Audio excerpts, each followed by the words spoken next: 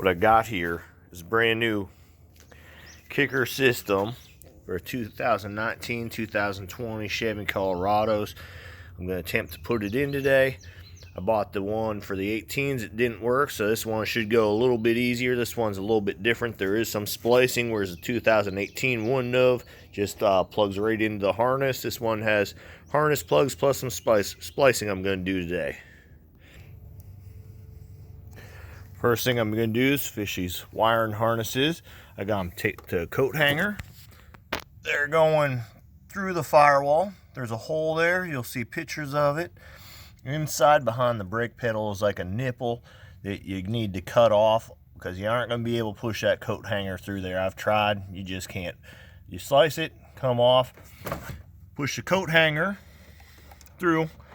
Now it's underneath behind the vehicle.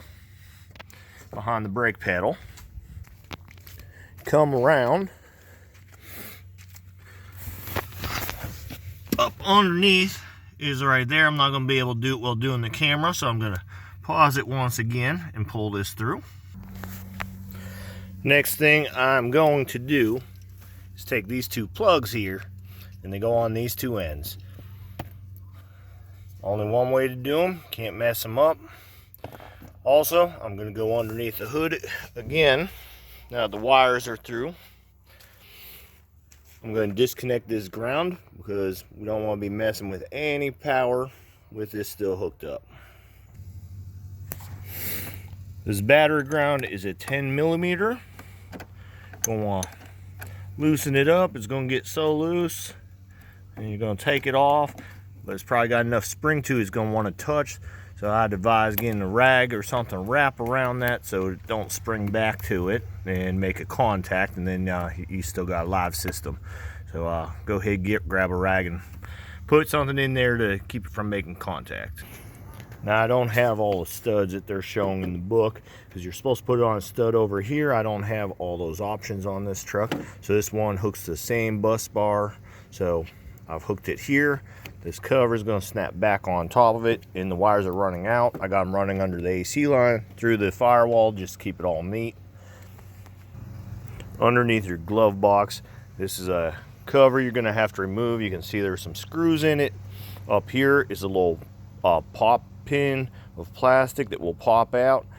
This you need to remove before you can remove your glove box and see the different screw holes in it. It uses a torque head screwdriver. So have a torque head set. You're going to need one for a couple different things. I believe it's a size 20. I'll cover that when I go to put this back in.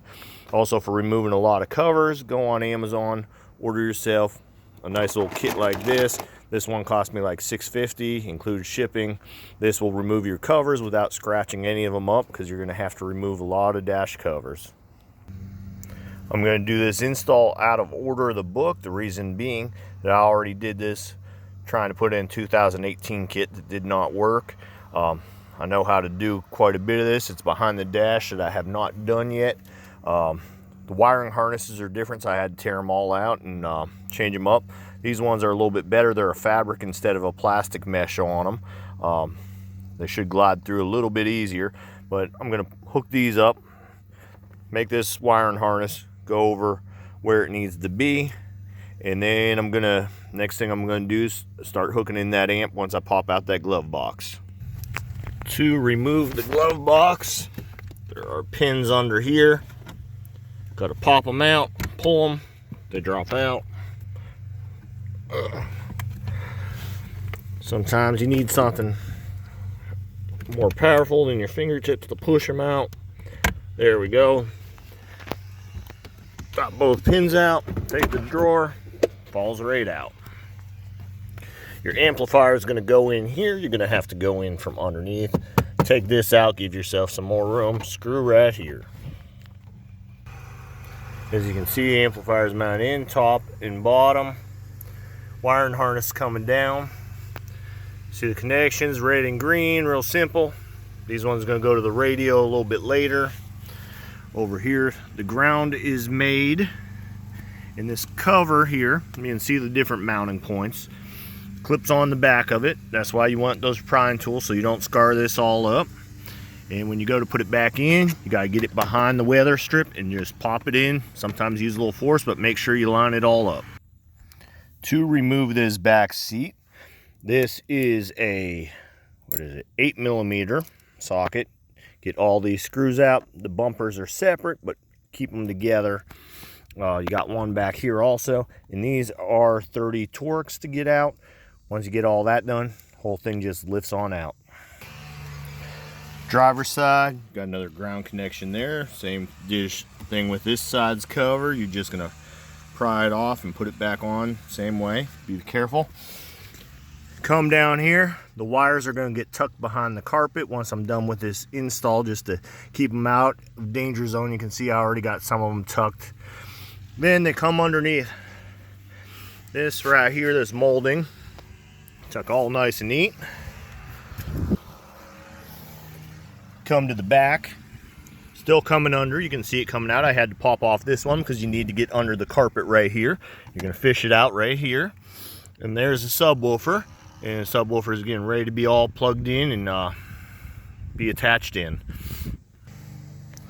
Okay, as you see, this cover's back on. Got the wire coming up, out. It's going to be under here. That's where your jack kit is. This goes over top. There are little rubber pads you put on. I put them about 1/4 inch above the ridge there. That's about as best I can figure they want them to be. So there we go. Gonna put back in the seat support and then we'll be back. Okay, here we go. We got the subwoofer installed, seat rest back installed. See, it matches in pretty good. Put the seat back down, no one will ever know it's there. Okay, this is the part I hate. This is where we start getting into wiring. Gotta remove this panel. There's a couple videos about how to do it. Use your pry tools, start at the bottom. Gotta be careful, there's metal behind it too that you don't get too deep. Put one in. This is where it's good to have multiple, because you're gonna need to pop around. There's a bunch of clips in this thing, so you gotta make sure to get them all without breaking anything. You have 4 screws that you gotta remove. They're 7mm, and then there's 2 clips that you can just grab with your hand and pull out, but be careful, there are wires attached to the back of this radio, and if you pull them you might damage those, so be careful of that.